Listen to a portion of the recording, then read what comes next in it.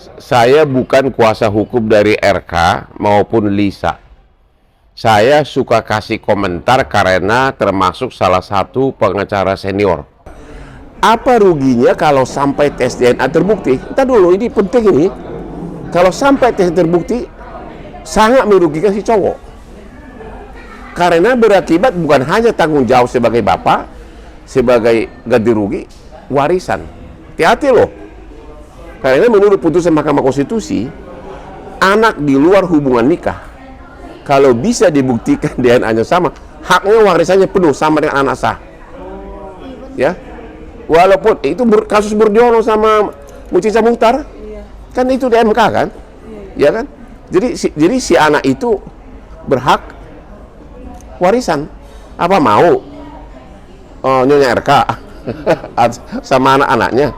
Apa mau? Jadi memang ini tergantung siapa adu kuat nih. Saya melihat apakah si ceweknya adu kuat atau tidak, itu loh kira-kira intinya, ya. Itu sekali lagi saya hanya membahas secara normatif sebagai pengacara senior, bukan memihak kepada siapapun, bukan kuasa hukum siapapun. Saya hanya melihat nilai positif negatif bagi kedua belah pihak. Apa pertanyaan? Bang, kan RK akhirnya kan menafkahi katanya Bang, tapi 8 bulan terakhir ini dia udah agak menafkahi, gimana tuh Bang dari statement pihak dari? Ya itu loh, itu belum bisa membuktikan bahwa dia adalah anak bapak biologisnya. Aku sering nafkahin cewek, apa anaknya anak gua? Ngerti gak? Nggak jaminan. Kita sering nafkahin cewek hanya gara-gara dia cantik, ya. Pada bersama dia hamil, emang gua bapaknya enggak kan? Karena masih enak, nggak apa-apa deh gitu. Soal abang menyarankan Bu Atalia untuk melaporkan. Apa? Soal abang untuk menyarankan Bu Atalia untuk melaporkan Lisa Mariana dan suaminya, itu gimana Bang? Apa aja? Soal abang menyarankan untuk melaporkan Lisa. Oke. Nah, ini lagi. Jadi itu tadi kan normatif dari pihak si pacar cewek, normatif dari pihak si laki. Ya, sekarang dari segi istri. Seorang istri, ya, secara normatif bisa melaporkan si pacar dan si suami perzinahan. Cuma si suami harus ikut kena. Nah, kalau si istrinya sama si suami pintar, bikin deal sambil ngobrol-ngobrol di kamar, yaudah deh, gua laporin lu deh. Tapi nanti tujuannya agar memaksa si cewek berdamai. Ya kan? Karena kalau udah tersangka kan, di BAP kan dia pusing kan. Nanti kalau sudah dia nyerah, kita cabut laporan. Bisa juga begitu. Nah, jadi ini semua permainan catur ini semua segi bisa.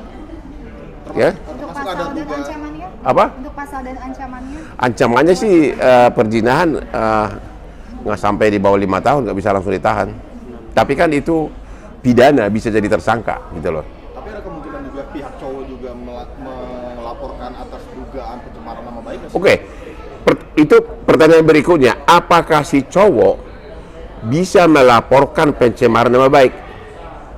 Itu bahaya bagi si cowok.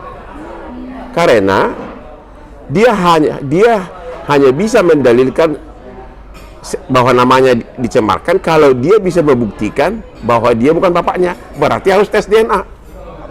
Polisi nanti bikin tes DNA, malah merugikan si cowok. Jangan-jangan benaran. Lagi pula di Indonesia ini tes DNA nggak jaminan, masih bisa diatur. Hati-hati. Ada pernah diatur isi hasilnya dia. Pernah kan ada artis cowok, siapa itu cowok yang tiba-tiba saya nggak mau bilang nama deh. tiba-tiba hasil DNA-nya katanya tidak identik, bukan anak bapaknya. Padahal cewek itu, saya kenal cewek itu, datang ke gua lagi waktu itu. Ya dia diskusi gimana ini, ya gimana udah keluar hasilnya mau apa loh? Itu bahaya loh. Ya, jadi hasil namanya di Indonesia ini kan hasil lab, apa sih yang nggak bisa diatur di Indonesia ini? Yang ada asal ada hepeng katanya. Bang, berarti saran buat RK sendiri apa? Diemin tapi makin menjadi, kalau ngelaporin juga ini buat. Bagi RK, saya tidak mau kasih saran. Saya bukan pengacara dia. Sekali lagi, saya hanya kasih normatif. Tergantung. kalau dia tetap bertahan, biarin aja di media terus, ya udah. Posisi sekarang untung bagi dia. Biar aja gue digugat, ya kan? Ya kan? Ya kan? Bagi dia. Kalau dia mau kasus ini terus-menerusan di media, ya udah, do nothing. Ya kan? Biar si ceweknya yang gugat. Ceweknya gugat, ceweknya lagi-lagi tidak bisa langsung gugat bahwa itu adalah anaknya, harus gugat dulu tentang agar pengadilan memerintahkan tes DNA. Nah, itu bisa 3 tambah 3 bisa 6 tahun. Belum tentu menang lagi si ceweknya. Ya, jadi tergantung. Ini kan menyangkut reputasi. Kalau si cowoknya biarkan aja udah tanggung, ya udah. Si cewek gigit jari. Ya, si cewek gigit jari. Kan nggak bisa apa-apa. Gugat perdata sanggup bayar pengacara. Dan itu harus pengacara yang pintar lagi. Dialah yang ngerti. Ini masalahnya banyak masalah praktek ini. Gitu loh, ya. Abang nggak ada niatan mau membantu pihak cewek? Saya Ya, untuk gitu, Bang. saya Ditunjuk, Bang. enggak. Kalau ditunjuk salah satu gitu. Saya udah saya itu bukan kelasnya kayak perkara Fadel yang pengacaranya itu loh. Mungkin udah ada Saya permohonan dari udahlah, saya udah nggak usah saya ngomong lah. Nggak, saya nggak ngaleper. Saya udah perkara-perkara besar lah, ya. Bang, tadi kontroversial Tapi kalau ini kan bagus, saya kasih analisa hukum bagus kan, agar pengacara-pengacara muda itu pengacaranya si RK langsung nangkep loh. Begitu saya ngomong itu, 2 hari lagi mereka di persilisnya, kami akan bertahan kepada prosedur hukum pengadilan. Kalau ada perintah pengadilan baru kami mau tes DNA. Nah itu sesuai dengan kisi-kisi yang gue berikan. Dia udah ngomong, ada kan ada itu di video, pengacaranya udah ngomong. Ini Bang, kalaupun tes DNA tapi sama-sama saling mau, artinya RK boleh kesepakatan bersama. kesepakatan Oh ya, apa sih yang tidak boleh? itu bisa menguntungkan siapa Bang kalau menurut Abang? Tergantung. Kesepakatan bersama ya. Ya, kalau si cowok rada-rada ragu, mendingan jangan. Ntar mirip. Nggak. Kesepakatan bersama, kalau memang lu yakin, ya. Kalau memang lu yakin, tapi kalau enggak ya malah itu namanya gali lubang sendiri gitu loh. Lisa kan pede Bang, itu Bang. Hah? Terus menggaungkan ingin tes DNA terus Bang. Apa? Lisa pede gitu Bang, pengen tes DNA terus gitu Bang. Ya berarti dia yakin. Ya, berarti dia yakin. Masalahnya, walaupun yakin sudah, misalnya pun benar sudah hubungan berapa tahun, tapi itu kan tidak membuktikan bahwa dia ayahnya. Ya, bahwa ada hubungan bisa tapi nggak bisa. Karena cewek, aku ini bisa punya pacar lebih dari 1, cewek juga begitu gitu loh. Ya. Mungkin kasusnya gini Bang, misalnya DNA dilakukan waktu itu bukan anaknya Pak RK, kemudian Pak RK melakukan laporan pencemaran nama baik itu Harus dibuktikan dulu, harus ada dulu tes DNA menyatakan bahwa dia bukan bapaknya.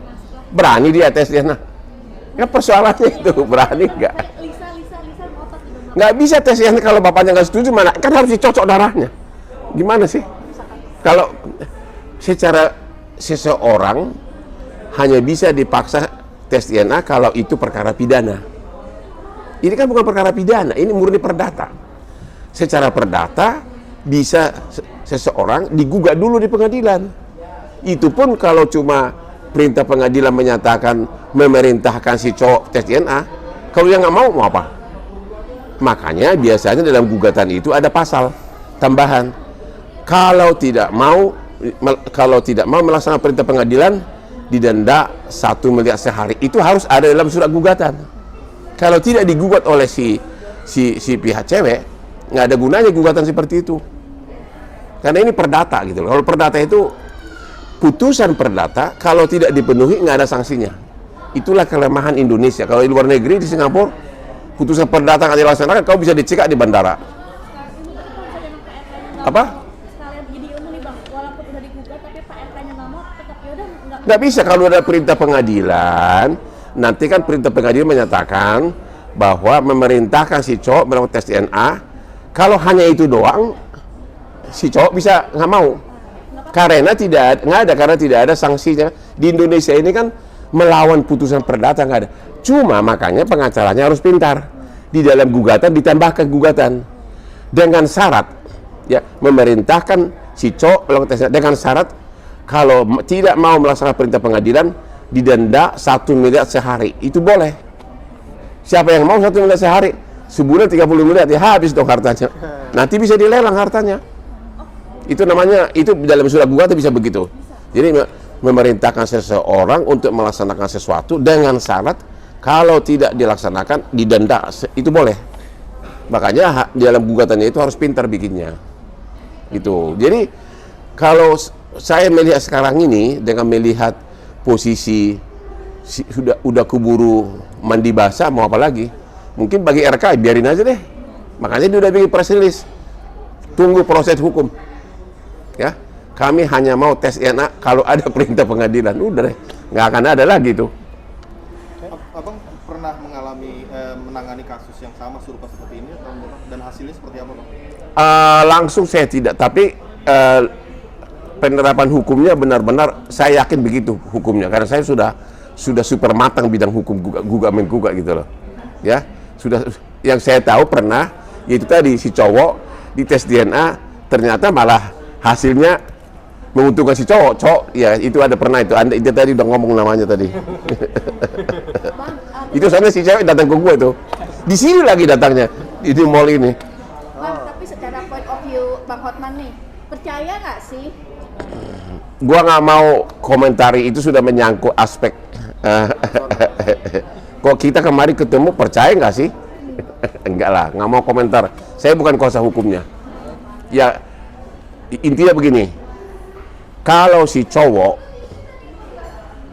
bersedia terus-terusan ini publikasi dia nggak peduli, maka akan menguntungkan si cowok. Karena dia tidak akan tidak bisa dia apa-apain. Ya kan? Emang gue pikirin gitu. Begitu dia bilang EGP mau apa? Ya kan? Pidana nggak bisa, si harus gugat tes DNA dulu 4 tahun. Habis itu baru gugat lagi, ganti rugi 4 tahun lagi. Udah keburu nikah anaknya. Tapi Bang, untuk katanya isunya kan ini ada unsur politik sendiri. Nggak tahu ada unsur politik. Cuma makanya saya bilang ada negatif positifnya. Kalau si ceweknya itu benar-benar all out, ya udah gugat tes DNA. Di situ loh seru. Kalau pengacaranya itu jago memainkan media, dibahas semua chattingan itu, dibahas segala macam, ya kan? Bagaimana kemesraannya itu, itu bisa merugikan si cowok. Itu bisa berakibat memaksa si cowok untuk berdamai di tengah persidangan. Kasih botak kan mau coba bikin gitu sama gue di utara kan? Oh, buka, sidang terbuka katanya. Gue bilang sidang terbuka, so what? Kenapa rupanya? Emang gue takut? Ya? Gue kan chattingan sama cewek bar, ya namanya juga cewek bar. Masa gue bicara Alkitab sama cewek bar? Iya kan? Gue tantangin. Gitu loh. Bang, kalau misalnya kalau LM tidak lapor, berarti ini Nggak ada lapor pidana, nggak ada, hanya gugat perdata. Ya, jadi memang nanti kalau si RK bertahan terus, ya udah beritanya kan menghilang, ya kan, ya kan. Tapi kalau si ceweknya itu gugat dan si RK misalnya masih punya kepentingan jabatan di suatu waktu, ini itu tepat bagi si cewek untuk gugat sekarang karena itu kan bertahun. Jadi tergantung. Jadi ini dua-duanya punya negatif positifnya. Ya kalau si cewek sih ya udah all out sekarang aja, ya kan? Nah itu tergantung. Kalau si RK masih mau menjabat politik di kemudian hari, ini merugikan kasus ini. Apalagi kalau digugat form. Soalnya kalau digugat resmi, ya ini loh. Ini keuntungannya bagi si cewek. Kalau digugat resmi, fakta-fakta hubungan itu secara detail bisa dibuka. Pura-pura baca aja gugatannya di persidangan. agar para mojong-mojong media langsung muat. Dia caranya buka begini. Tapi kan tertutup Bang sidangnya. Rayuan pertama begini. Tapi tertutup nanti Pak kalau sidang. Enggak, gugatan perdata enggak? Karena ini kan bukan tes DNA-nya. Gugatan perdata tesnya, karena itu kan hanya jawab menjawab. Itu tidak ada kaitannya ke masalah seksual. Ya kan? Dia hanya bisa buktikan bahwa hakim akan melihat setelah melihat misalnya fakta-fakta ada check-in, ada ini, ya pantas untuk dikabulkan untuk dites DNA, gitu loh. Jadi nggak itu nggak ada kaitannya dengan asusila. Kan semuanya indah. Indah saat itu. Eh?